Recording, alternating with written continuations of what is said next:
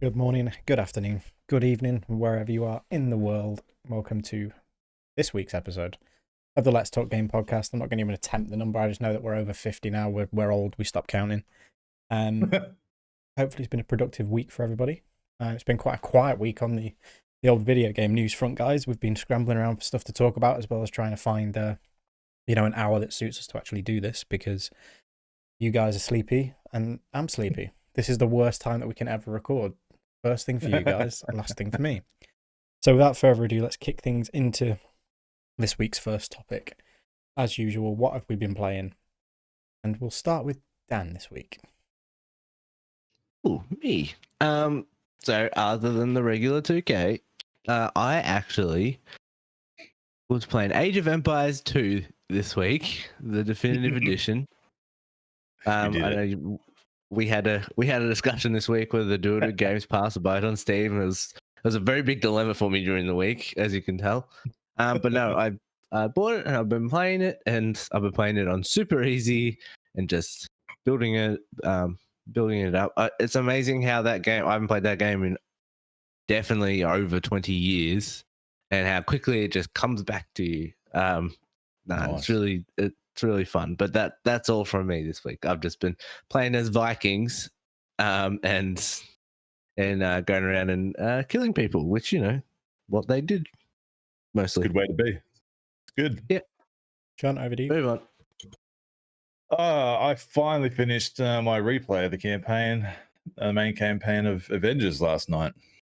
It's I don't know if it's because I've had a lot of time away from it since I played it on PC, and I have the next gen patches and everything for Series X, but it's decidedly a better experience than I had initially. Like the loading times, definitely, like you can just boot in 4 seconds and you're there. You're not waiting for half an hour for it to load a map.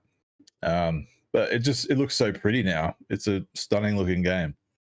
So I really had a good time with it this time. Combat feels a lot better. The game crashed on me a couple times, so it's still not perfect. The last boss battle where you're fighting MODOK, and I just got into Natasha's shoes and jumped over one of those rolling attacks, whatever MODOK does when he rips up the ground, and the game crashed. I'm like, oh, cool, thanks. Took me right out of it.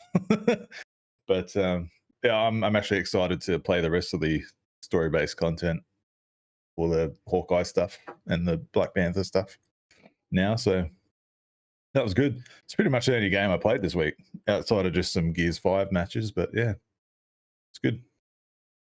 And I will piggyback off yours and say the same thing. I played a lot of Avengers this week too, testing out that Series X patch. I finished the story also, and I've played through both Hawkeye DLCs. They were definitely both supposed to come out together. That's evident. I think if I'd have played the Kate Bishop one back in November or December, whenever it was it came out, I'd have felt shortchanged. I won't spoil anything, John, because obviously you're going to play it. They both feel different, which I like. There was a lot of, why are you releasing two archers like one after the other? Number one, because they play into each other's story.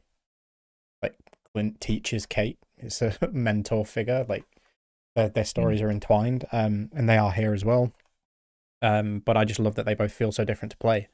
Clint is very like Ronin, to be honest. Yeah, he's got that like that technique and that kind of style that he has with the sword and the stance and stuff is very, very different. Whereas Kate is, I think I described it, it's like playing a hunter in Destiny. Like she's mobile, she's teleporting all over the place, and like she's sort of one-hand sword. Whereas Clint is kind of, he uses two hands and kind of very samurai feeling. The story stuff is good. I said to you guys as I just finished it, like as I came away, I was like, I actually think that was better than the main campaign. So it gives me a bit of just a glimmer of hope that whatever we get next is also going to be good. They're going to Wakanda, so don't mess it up. If they do it right, it could be the kind of the pull-in for everybody to come back to this game, as I think they obviously want. Again, I won't go into too much story spoilers or anything like that, but the fight with what's he called? Maestro? Is it Maestro? Maestro Hulk, yeah. I wanted to say Mysterio for some reason. And Maestro is difficult. I was saying to you guys I was doing it. I've been playing just on like casual difficulty or whatever it's called, just to get the story content, and I got my ass slapped around like a good 6 or 7 times before I managed to get through that. And one of the times he was like one shot away from done, and I got cleaned out. But it's that kind of, not where it's a challenge. It is a bit luck based, like as to where you are or what attack he's trying to do. But I like boss fights like that. It's like I know I'm going to overcome it. And then do it. Took me about an hour. So yeah, good fun. I've got no desire to go back and grind characters. I know I said to you guys about, there's the individual missions that you can do for each character. I am keen to go back and do a few of those. But I had a solid experience with Avengers. I also made a century break in snooker, which was good. Managed to do that this week.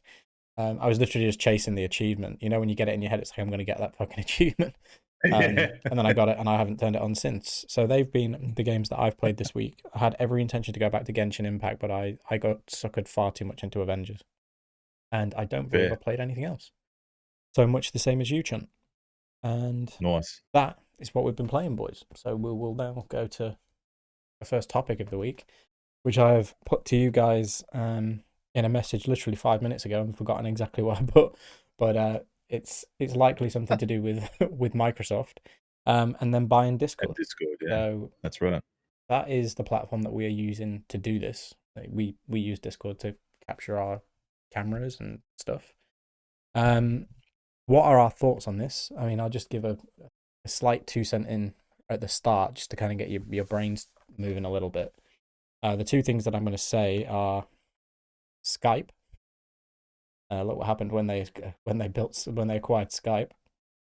And to a lesser degree, because it still functions, but LinkedIn, like they made this big purchase of that, and it's not really progressed to anything. I think they did that one for the data, to be honest, but try and think about, some of these services that they've bought and killed or inadvertently have just waned in popularity after they've acquired it. It's kind of how I was looking at it. But Dan, I'll let you take the reins on this one. What do you think about the possibility of Microsoft? And it's Microsoft that are supposed to be buying it, not, it's like Xbox are buying it. It's Microsoft. Yeah. Buying everybody's favorite chatting program, Discord. Well, yeah, Xbox doesn't buy anything; they just get everything. That's the difference. Because, I think it's possible. I was reading up just then and early on. While it seems like Microsoft are one of the companies looking into it, there's even talk about that it might even be more likely that Discord go public, which is another option that they can do.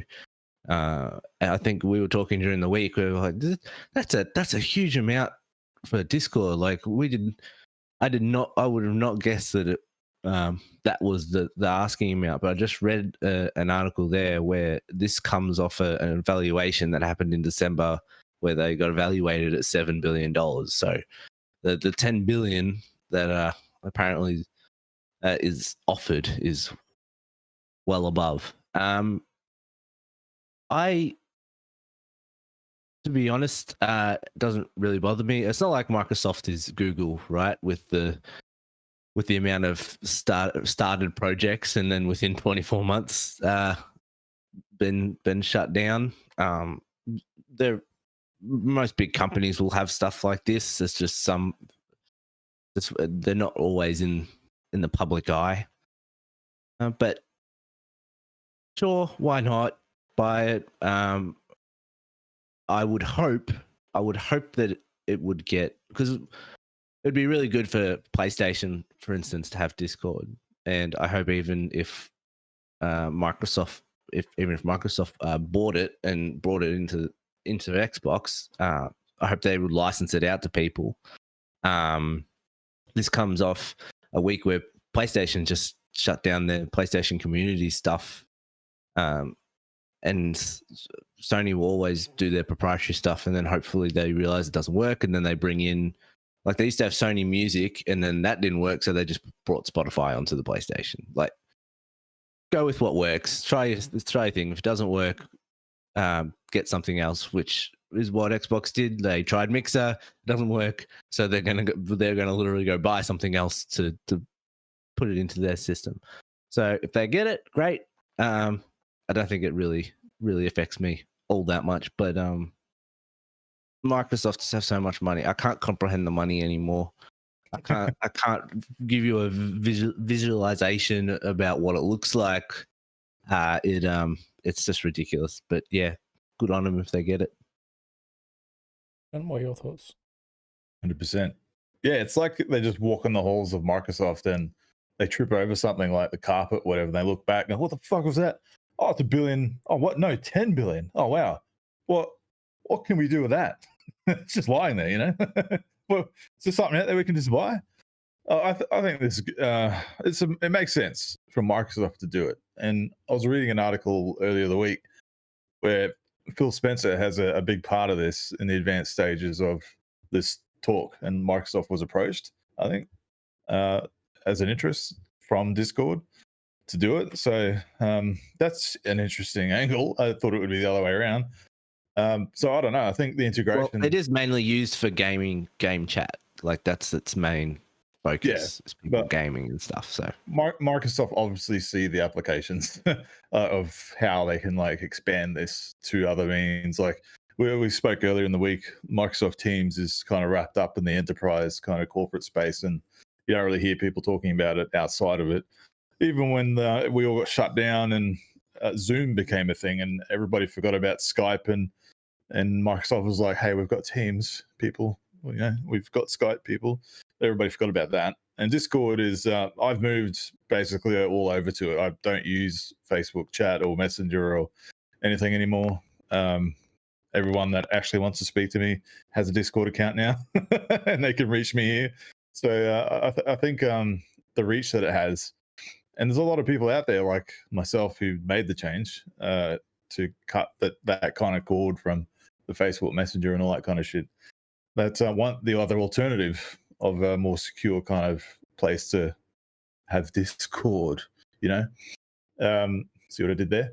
But as far as the game applications go, man, it makes sense. Xbox in particular have been waving the flag for like cross-play and all this kind of stuff, and wanting to make things more community-based. And if they can have a platform that they can integrate into multiple systems, not only just their own, you'll have the option there. Like we've had the problem where all three of us trying to play Outriders, and we're like, God damn it, if we just had like a one option here, like Discord that we can just go through.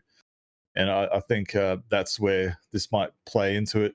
Xbox live chat, I think it's always going to be there. I think Discord will just be an alternative for Microsoft, not so much focusing on Xbox. But I am interested to know why, like how much is Phil Spencer heading it? Just based on the article I read, I was like, well, that's interesting. It's a Microsoft purchase. I understand he's under the umbrella and all that kind of shit. But are they going to roll in that technology from Discord into Xbox Live chat, or do some kind of merging of their systems or whatever, and it's just compatible with both, or you'll be able to speak with people on Xbox Live chat within Discord and vice versa? You know, I don't see, if they're going to integrate it into Xbox, I don't see them kind of making it one or the other. I think it'll just be conjoined like features as far as live chat goes. I'm all for it, man. Like, I mean, why the hell not? I mean, Microsoft is shoring up so much stuff that appeals to me. You know, just everything is like, yeah, I like that. Yeah, I like that. Cool. Oh, I like that too. I haven't had any complaints from Xbox in a long time, and it's good to, as a guy that enjoys playing on that platform. I have no complaints. I know a lot of people are like doom saying this. Oh, Microsoft is buying something else. They're going to own everything. It's like, well, if it's still working, how does it affect you? I don't understand that angle. Like Google, I'd be concerned with if they were doing it, because like you said, they tend to have a history of starting projects and just closing them out. Microsoft is still hanging on to Surface. Was it the VR augmented reality headset that they're doing? What's that called? HoloLens. They're still doing that, you know, and that's solely like directed, and it's too expensive, and it's in the professional like enterprise kind of corporate world applications. It's not consumer based yet, but they're still doing it. So, that doesn't have mass market appeal yet, but they're still supporting it. So I wouldn't be too concerned about, they're going to buy it and shut it down. But that's my long diatribe. I'm actually excited for it, because if it means that we all get to play games together and can chat without a fucking hassle, I'm all for it, man. And Xbox and Microsoft are the place for it. Yeah, I don't think. Also, I just read here that Discord is still not profitable yet. Wow. Even though it's growing $140 million a quarter, I think it was. Holy shit.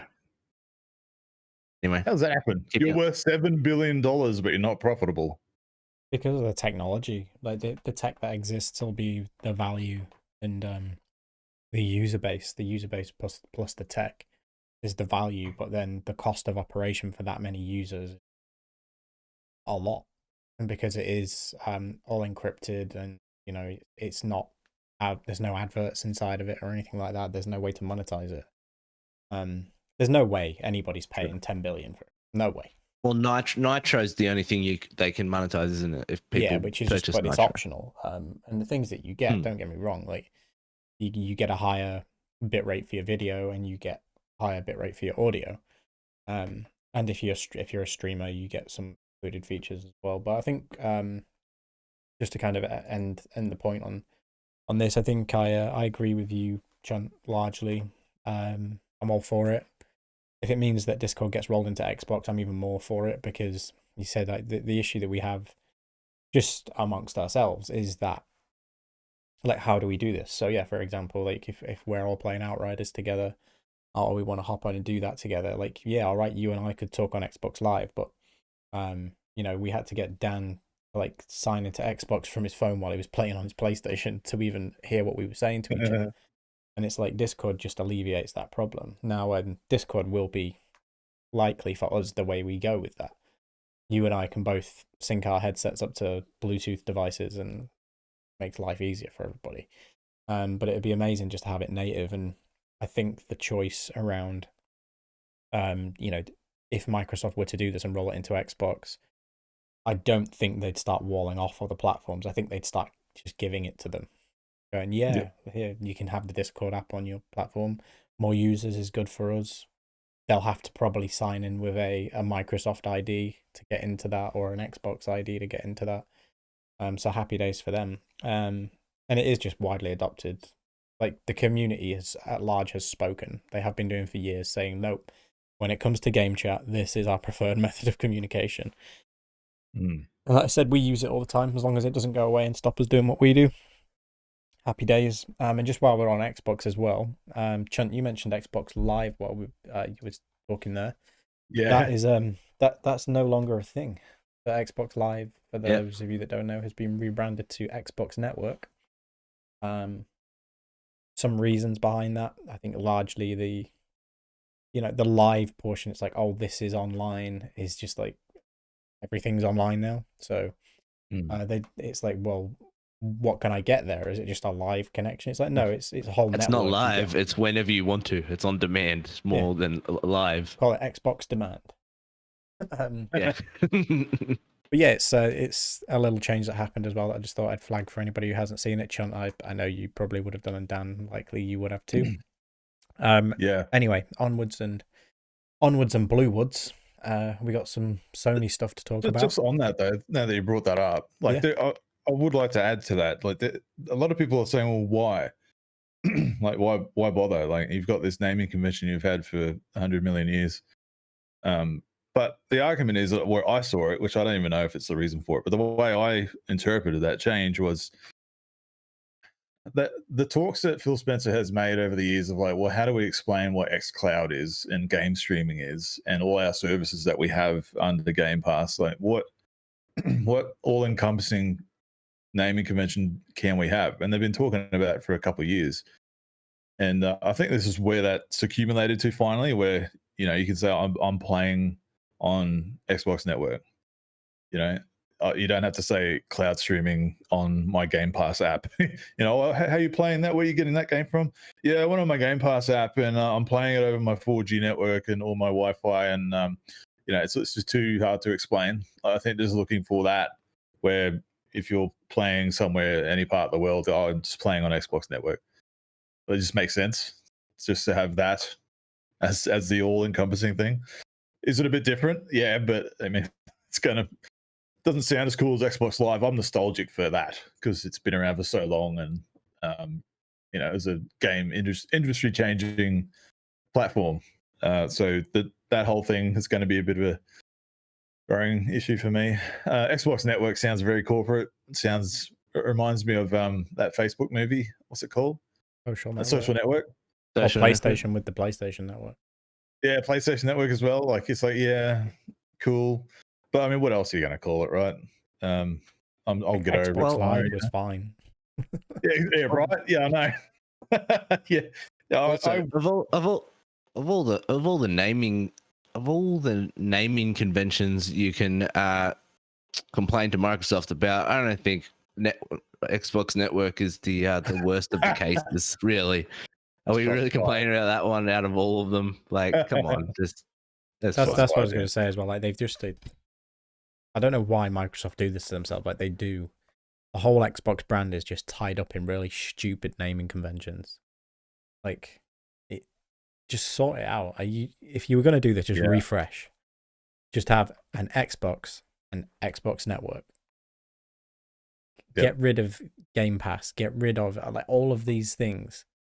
Like, you have a Xbox Network subscription, or you can have your Network Ultimate or Network Premium or whatever it wants to be that includes Game Pass and all that. I think eventually that will happen. They can't keep having xCloud, Game Pass. All of these different services will just eventually probably be rolled into that network, and you will pay for a tier. So it's a membership tier on the network. But are you on the basic tier? Are you on the gold tier? Is probably what they'll bring back, just to have some kind of semblance when they eventually kill Xbox Live Gold. And then you'll have your ultimate tier, which is everything, or the all access, which Master Chief tier. Everything. Well, they finally removed that free to play lock. Like, you can do game chat and play online now. That's now been lifted. Free to play games, free. Yeah. Like, and so it should be. That's the way it should have been. Yeah, 100%. So that was a good change. On to Team Blue. PlayStation are doing some stuff with their network as well, and they're killing the Vita store and the PlayStation 3 store. And I'm quite indifferent on this because I don't need the PlayStation 3 store. I have games that I bought on the Vita store that, should I ever feel the need to have a nostalgic trip down Vita Lane, I know I can download the games that I previously bought, but I'd no longer be able to buy anything else. I'm massively indifferent. Chunt, do you have anything to add to this, or should we just let Dan have his say?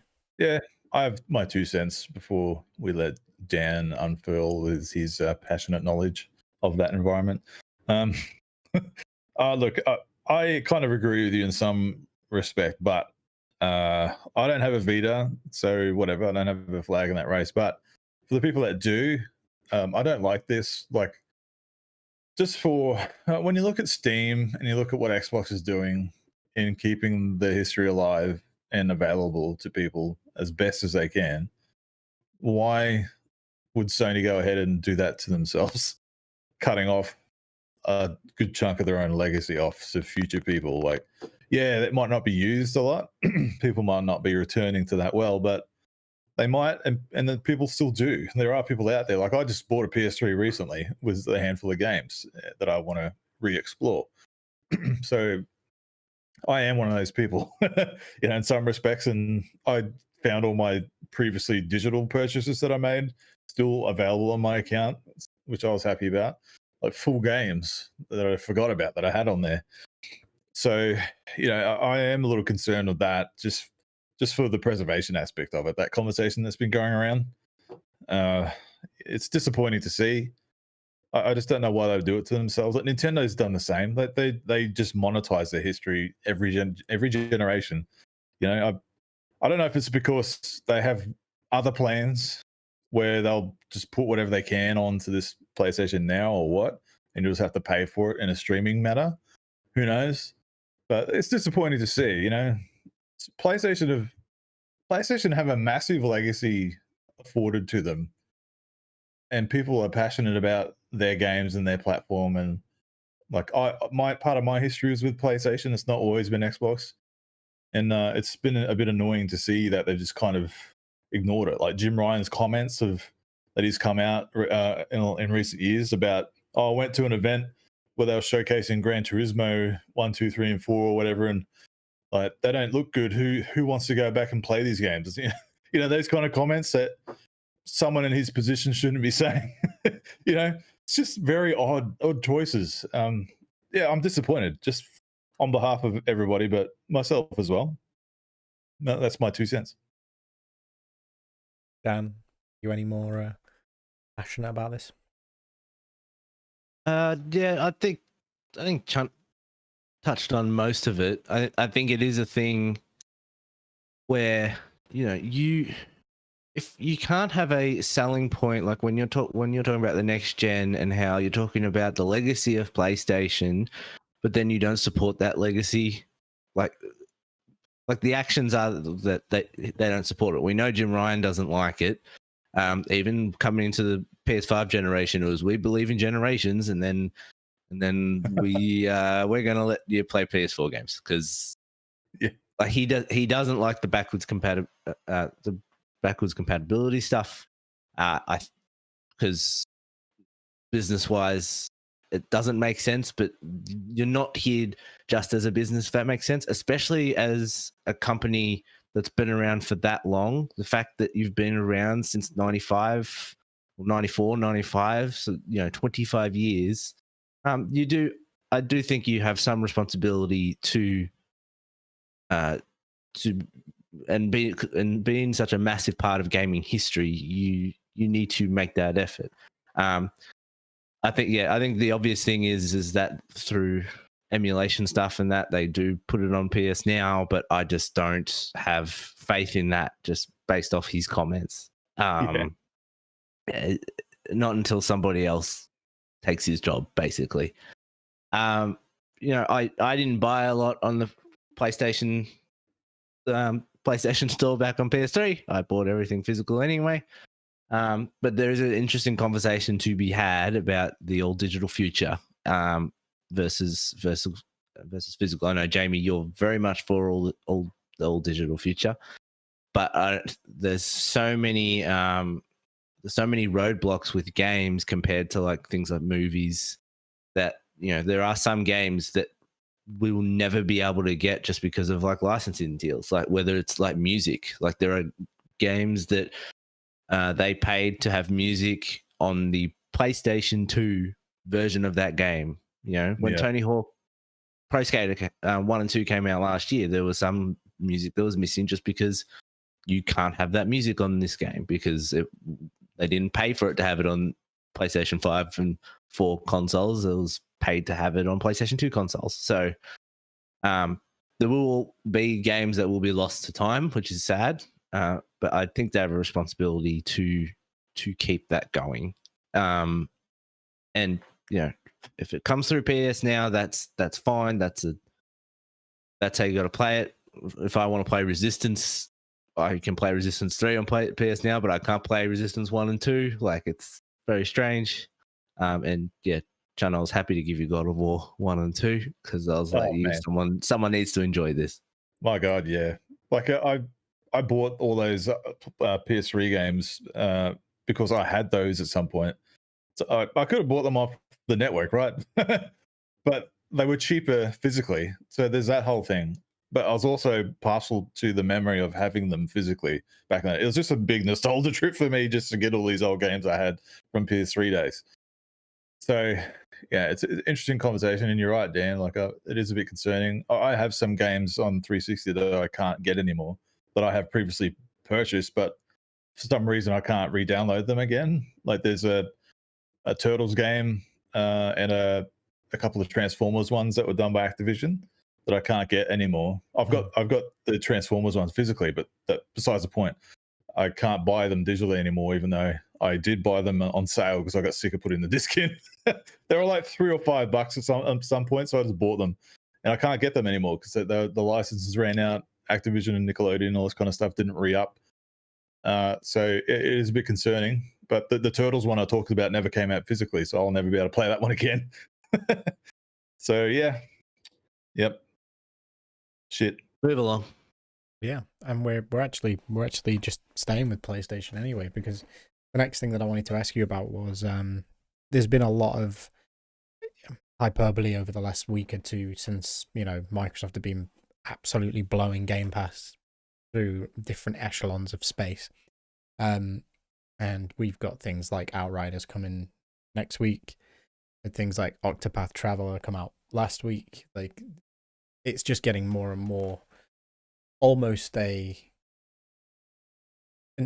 unturned downable. I can't think of the correct terminology. I'm trying to think of. You cannot refute Game Pass. It's the best deal in entertainment. If somebody was to turn around to you and go, you should probably have this service, you'll get more hours of fun out of it than you will Netflix, etc. You can't argue with that. All right, the content might not be for you, but in terms of the actual logically based argument of value for money, it's the best thing since sliced bread, which in your part of the world is fucking expensive. Sliced bread is not cheap in Australia. No, it's not. Anyway, train of thought and tangent completely lost. PlayStation, what do they have to do to compete with Game Pass? And what, to our individual minds, would that look like? And this is what Dan would call a fluffy topic, so it's all hypothetical and what we'd like to personally see from it. And Dan, we'll let you start, because no doubt Chunt and I already have our premium pass that we play on. But you should have one too. What would that look like for you? So I want to start off by saying I don't think that Sony can. We've talked about before, just about Sony Corporation as a company. I just don't think have like the money to be able to pour in the same amount that Microsoft do. So they'll never be able to create the same thing. So I think you need to your customers, you need to provide something of worth without necessarily just making the same thing that Xbox are doing. And I mean, this comes from the conversation we were just having. I think, I don't know if it is PS Now or if it's some other, if they slightly alter it somehow.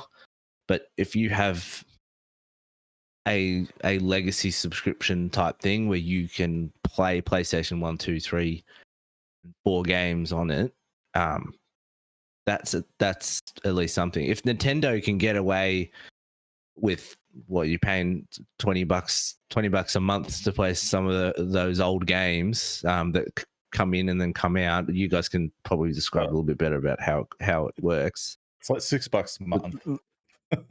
Yeah, just to play some of those old games. Like, why not emulate Metal Gear Solid 1 on, and have it there for 8 months, and then you cycle it out with another series or something like that.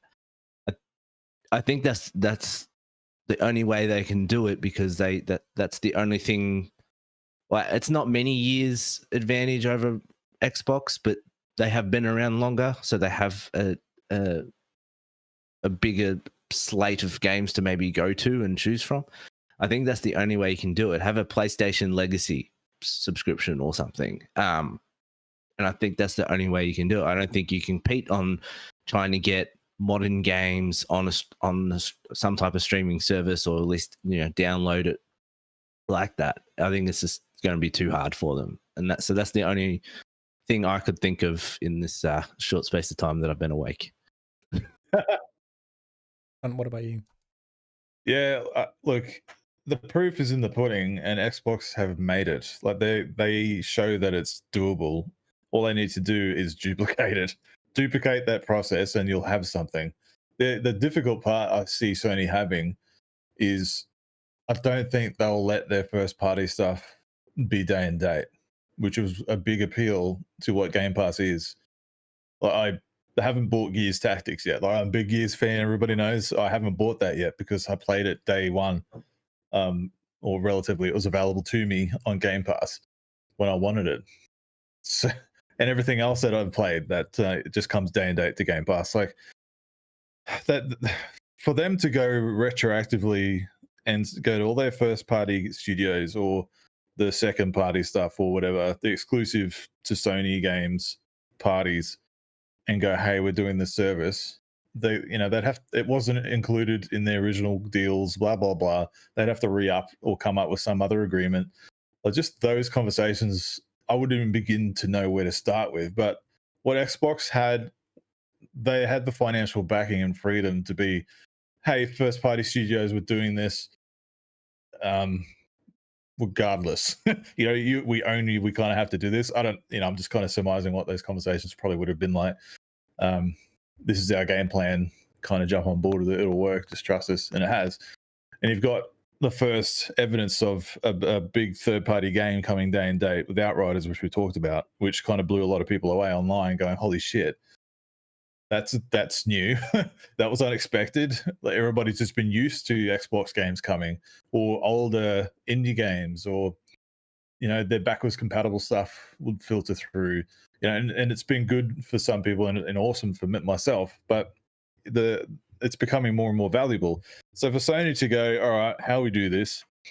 Well, first off, we're going to offer $1 for the first month for new subscribers, which is a playbook, like a page out of the Xbox playbook already.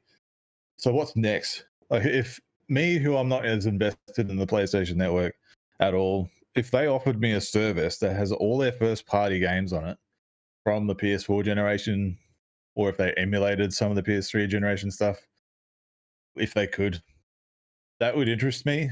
And even if they didn't have the PS5 stuff day and date, it would still maybe appeal to me, as I don't have a lot of games on there. Let's just remove the fact that I bought most of them already. I think they can have something there. I just don't think it'll be as successful until they start going, like, if you can go God of War, Ragnarok, day and date, PS Now for $1, I mean, that's a mic drop moment if they do that. I hope they do, like, for yourself and all the other PlayStation people out there. I know what it's like to go Gears 5 for $1. Yeah, day and date, even though I paid for it in full, but whatever. Halo Infinite is going to be there for whatever, my $15 that I've been paying a month. It's just going to be there. So if you can have a moment like that, I'm all for it. And I hope they do, because Jim Ryan, man, you got to fire out. We've talked about you enough on this show where, like, we obviously don't agree with a lot of what you say. But you have a moment here to kind of, you've got some room to make your mark with your time with PlayStation for however long that's going to be. And this could be one of your times where you give your players something that they can kind of, rally behind, like Xbox gamers have with Game Pass. And the industry has answered, and so has the consumers. It's a successful model. So go all in, or else. That's it. I think the problem you have with someone like Jim Ryan is that he's a dinosaur in the digital age. Yeah. He doesn't. Yeah, he's got that old school mentality, and that, money's more important kind of look at it. The consumer is not his first person he needs to appease. It's his shareholders. And that's Sony across the board. We spoke about that a few weeks ago. I think for me, I think they need to take an opposite tact. They almost need to, rather than try and be Game Pass, they need to try and be Disney Plus. They need to have these things where it's like not a curation like something like that is, but they've got a this suite, Chunt, as you were saying, they've got all these exclusives that are there, and it's maybe like, oh, it only comes for, say, a month. So like they were doing, and PlayStation Now has been doing this, where it's been rolling in Horizon and God of War and Spider-Man, but there's only ever one of them kind of on the PlayStation Now service at once. I'd say you probably need a little bit more than that, maybe 2 or 3 of them at a time, cycle them in, cycle them out, give it 90 days, so maybe 3 months, and then it's in and then it's out.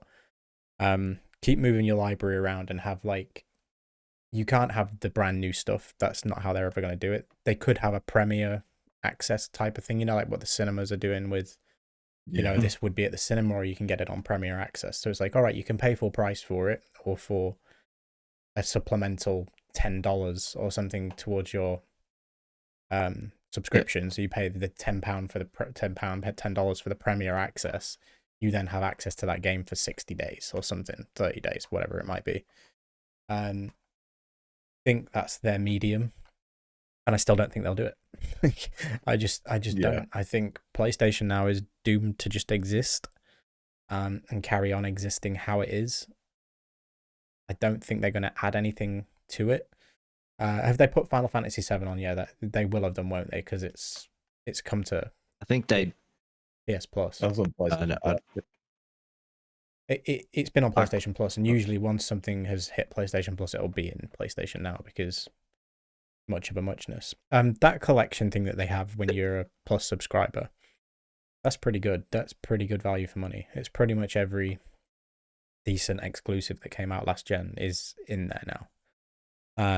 I will say there is something to be said. As much as I don't like it because I think it's a bunch of wank, but like Apple for one, right? Like so many times we talk about the stuff that's in Apple phones is not that much better than stuff you can get on a Google phone or a Samsung. It's like, why are you paying so much? It's like, well, because you're paying for Apple. And I think that is what Sony want to do with their first party. It's like, well, it's like, why why can't we do like Games Pass? And it's like, because you're paying $70 to get God of War Ragnarok, and you're paying to get Horizon 2 because those are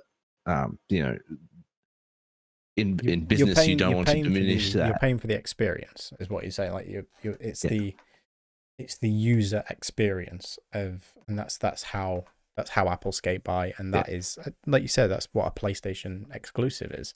You're paying for that experience. The issue is all of the experience is pretty the same at the minute.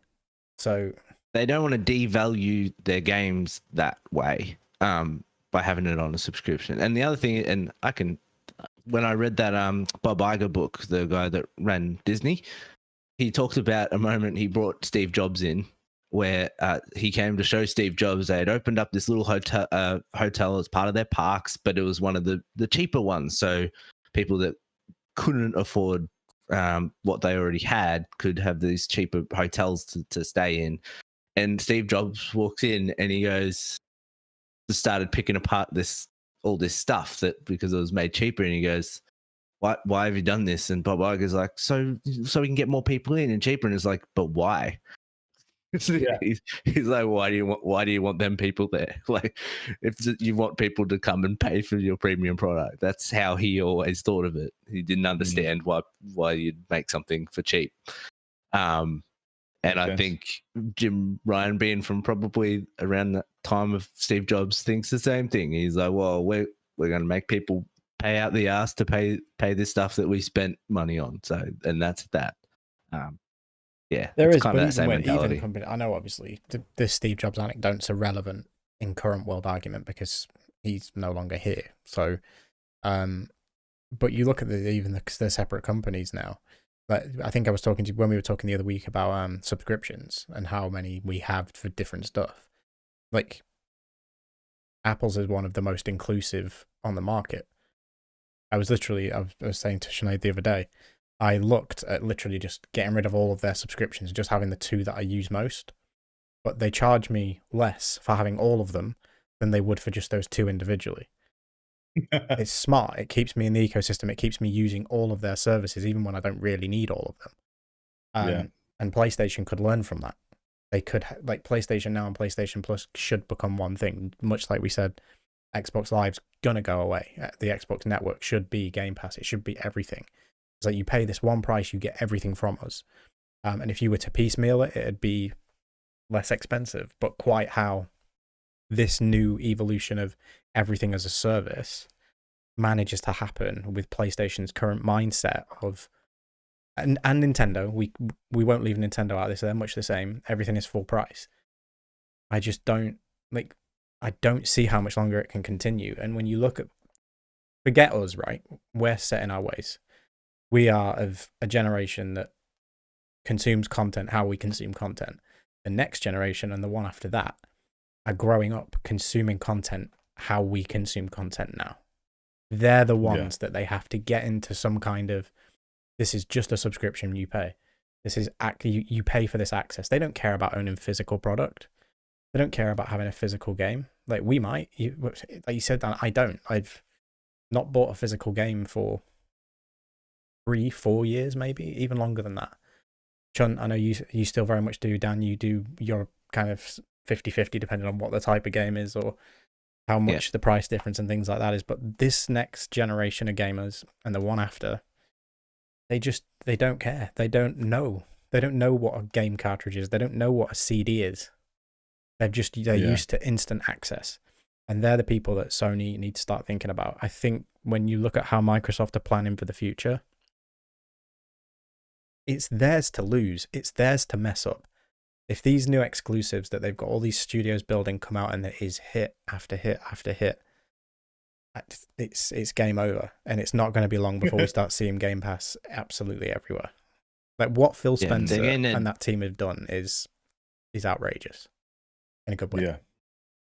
Xbox again, their ducks in a row. And I don't think the Steve Jobs thing is necessarily not relatable. Remember, he was able to get people to pay money for something that they were getting for free.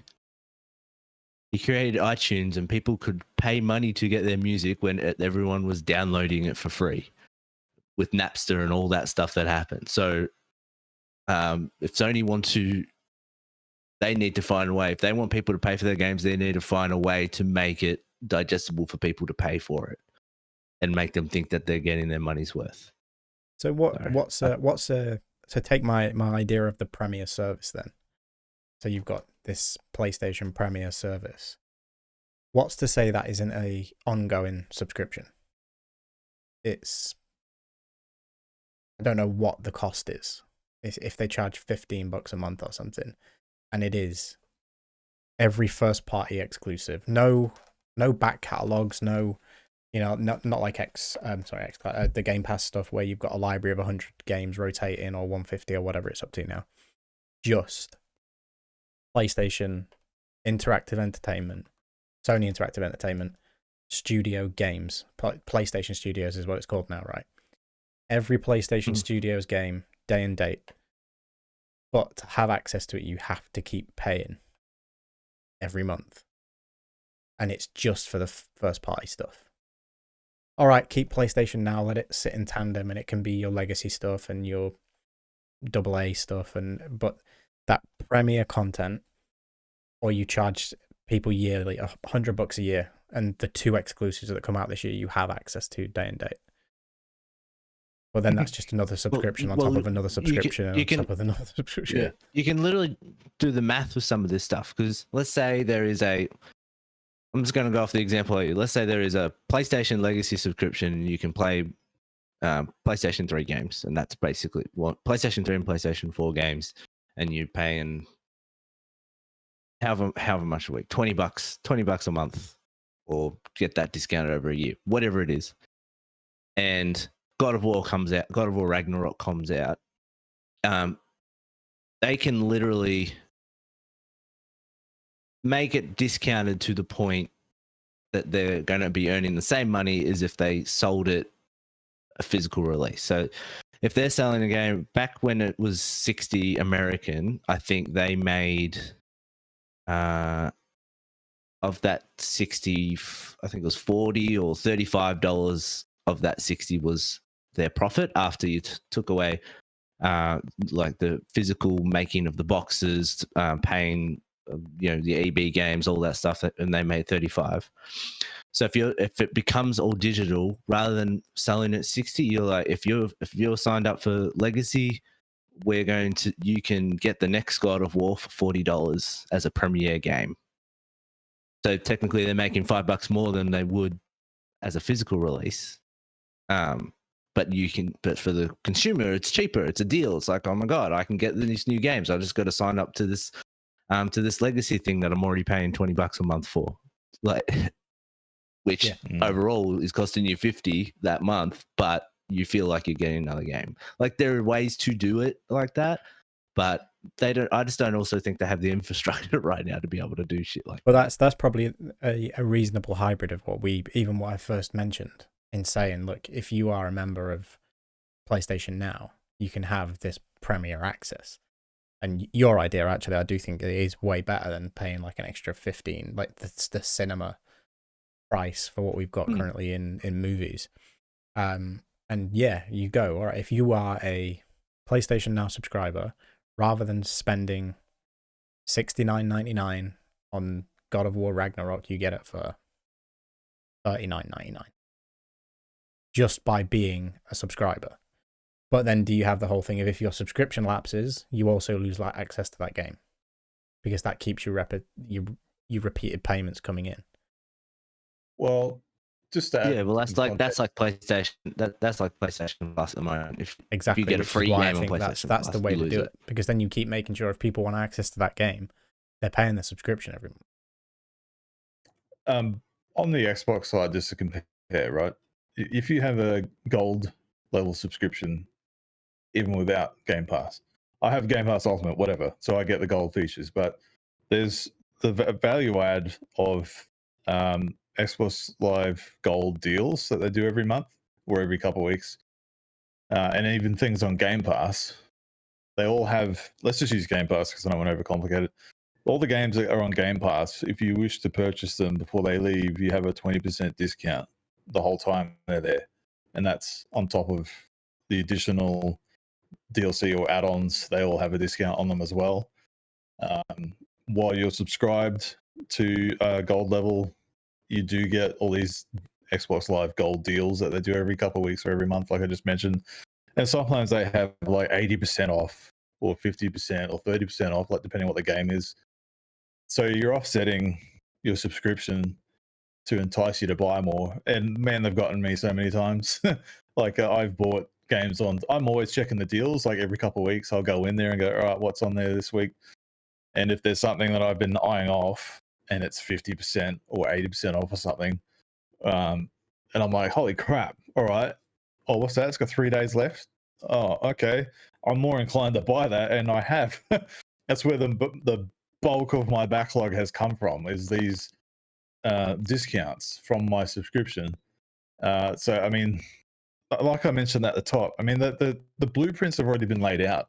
In my opinion, like Xbox and Game Pass and Xbox Live Gold just have it got. They've got it good. You know, they've done it. And I think what we've been talking about is so complicated just to try and come up with something different that's not Game Pass just for the sake of it. It just seems counterintuitive.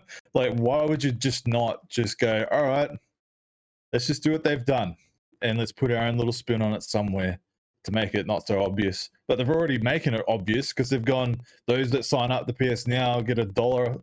It's only $1 for new subscribers and you get a month. That's a Game Pass tactic. So they're already doing it. You know, I just think it's a bit like, well, why would you waste so much time trying to come up with something just to be different when it's all there? Because we know that Sony can't afford to do the same thing. Like, yeah, and they'd be running out of studios to acquire because Microsoft are buying them all. Microsoft and THQ are buying everything. Yeah. It is. Yeah, that's a good point. They're buying tons. Yeah, they've acquired as many studios as Microsoft have in the last 5 years. Yeah, man. And they've done it in, is it the last 2 since they got bought out? THQ Nordic was bought out. The other one that bought the one that bought Gearbox. Yeah, they have like 1,000. Like it's ridiculous. Well, that is them. They're part. Yeah, they're part of the same group.